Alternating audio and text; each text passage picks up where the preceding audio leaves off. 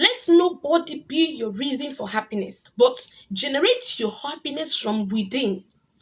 If you are in your house, in your parents' house, and you feel your happiness depends on that lover guy, just imagine if Michael, if Ramsey, if Tony is the source of your happiness, and because of him, you can say, like, okay, let me just bear this pain from my siblings, let me just bear this pain from my mom, let me just bear this pain from my father. Okay, because perhaps you have a limited time to leave the house to get married to Michael, and when you get to Michael, all your sorrows will be over. Wake up, baby. Just know it that it will not be very long after your honeymoon. That agitation, that irritation will eventually come back, because that dopamine and other feel good hormones that be released in your body that makes you feel he is a perfect partner, he is everything, is going to be reduced in production. You're going to begin to see errors, you're going to begin to see flaws in your partners. Eventually that Michael, that ransom someday will be the cause of your pain.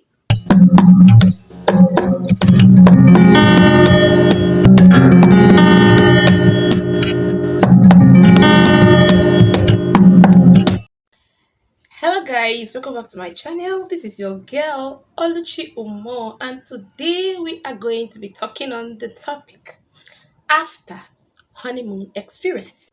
Honeymoon usually is a kind of heaven on earth experience.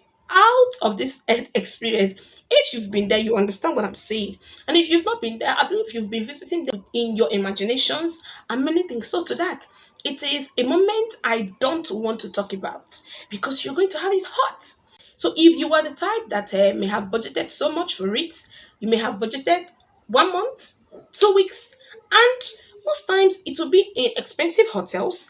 Most times it will be out of your country. People go to Dubai to spend their honeymoon. People go to expensive places.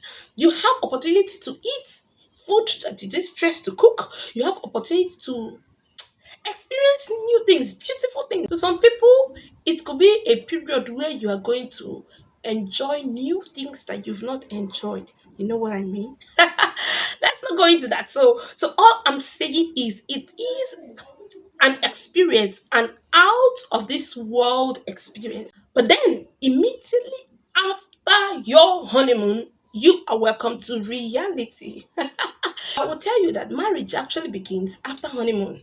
This is because after honeymoon, everything in your marriage becomes a reality. Now, I'm not saying that previously you were not in reality, but this is just because before marriage, your body have a way of releasing feel good hormones like dopamine. And this hormone makes you feel excited. It makes you feel, should I say, unnecessarily happy. It makes you feel excited because of the excitement. Sometimes you will usually concentrate on the good things about your partner. Now, blinding your eyes to some red flags, blinding your eyes to some things. Sometimes, even if you see those negative aspects of your partner, you may not necessarily take it into consideration just because you are excited, you are high. If you've been drunk before, if you've been tipsy before, you should understand what I mean. Sometimes if you're high, if you're tipsy, you dance to music that doesn't make sense. It's as if your thinking abilities are halted to an extent or reduced. Like your logicality in seeing things and reasoning things to an extent is reduced. And that's why so people say love is stronger than wisdom.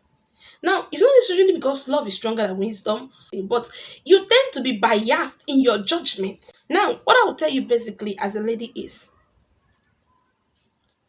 whatsoever thing you're facing in your family, like you that is not married, whatever thing you're facing in your family, with your siblings, with your parents, just know that getting into your husband's house is not like going to live in the moon.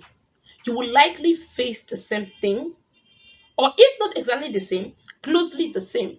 And that is why I advise people, let nobody be your reason for happiness.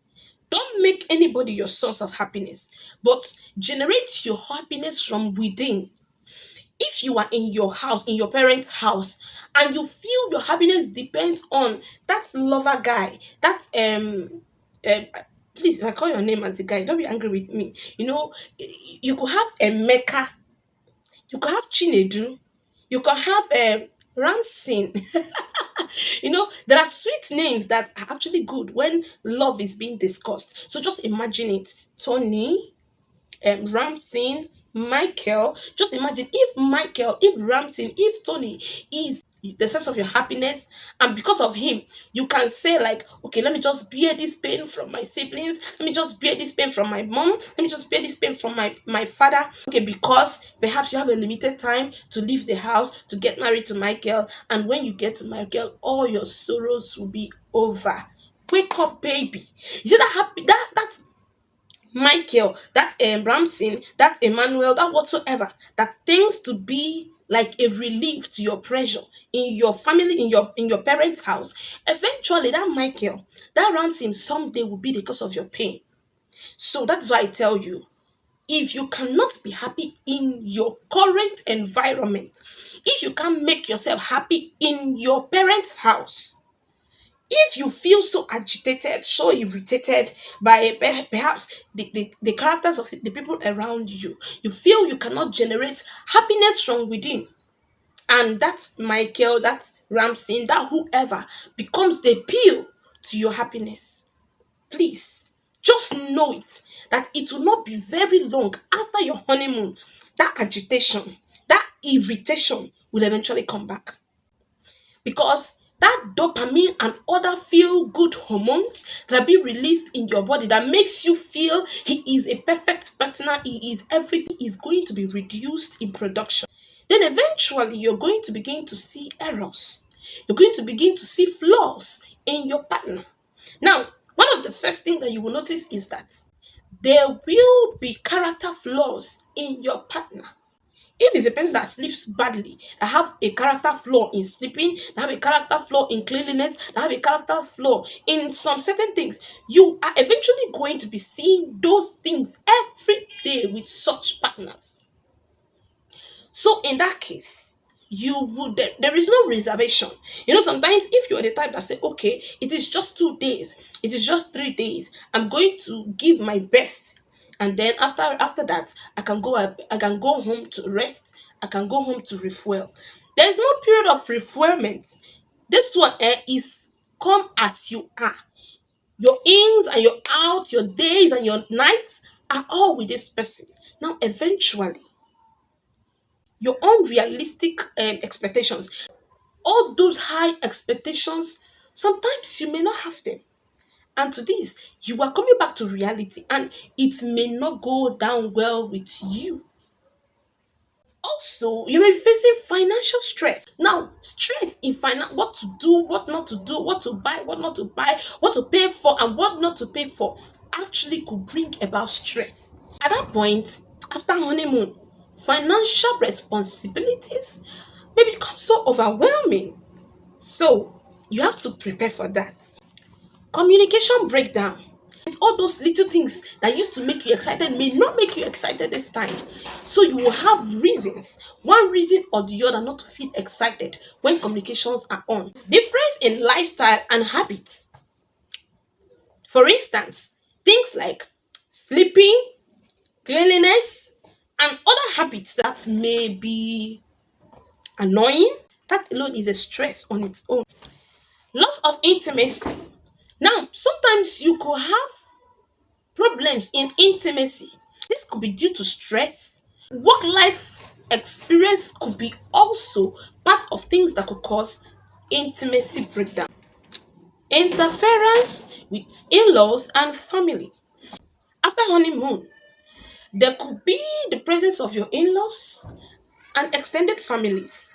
How to manage the interference of in laws and other family members could be overwhelming, especially if you enter into a troublesome family, or a family that wants to be involved.